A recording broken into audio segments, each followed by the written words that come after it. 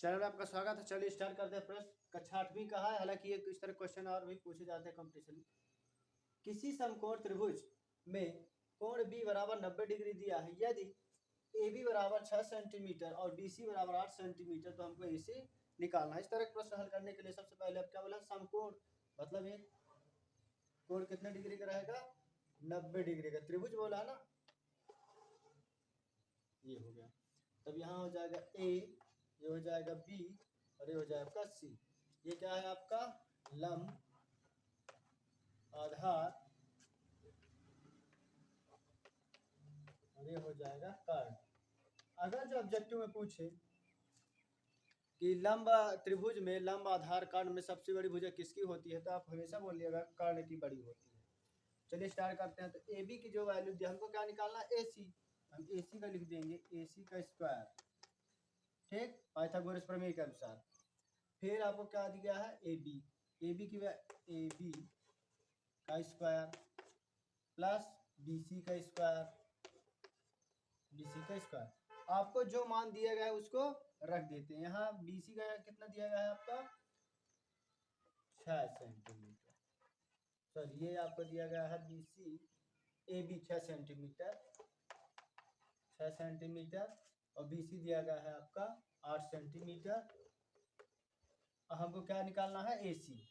हम ए सी की जगह वही रखे रहेंगे, ए सी ही लिखेंगे, ठीक। इनका मान रख देते हैं।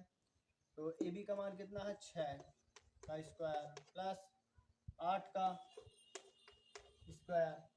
अब ये किसका 6 का गुणा मतलब इसके स्क्वायर का मतलब क्या होता है, इसके स्क्वायर मतलब होता है 6 गुणे 6, तो कितना है आपका 36, 6 6 36, 36। और इसका कितना होता है 8 का स्क्वायर मतलब, 8 का स्क्वायर मतलब होता है 8 गुणे 8, 8 ढाई 64, 64। अब इनको जोड़ लेते हैं।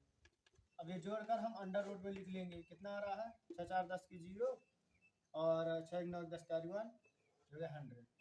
अब यहाँ पास आपका किसका अंडर रूट बन रहा है, 100 का बन रहा है। तो हमारा 10 सेंटीमीटर आपका ए सी की वैल्यू हो गई, ठीक है ना। तो ए सी मतलब कर्ण की कितने सेंटीमीटर का होगा, ये 10 सेंटीमीटर का।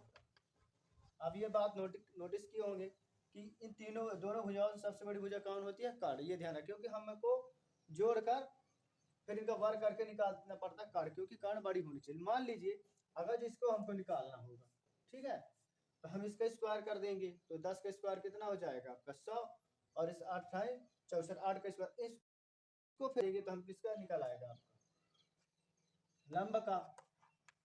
यही प्रोसेस हम आधार में भी कर सकते हैं।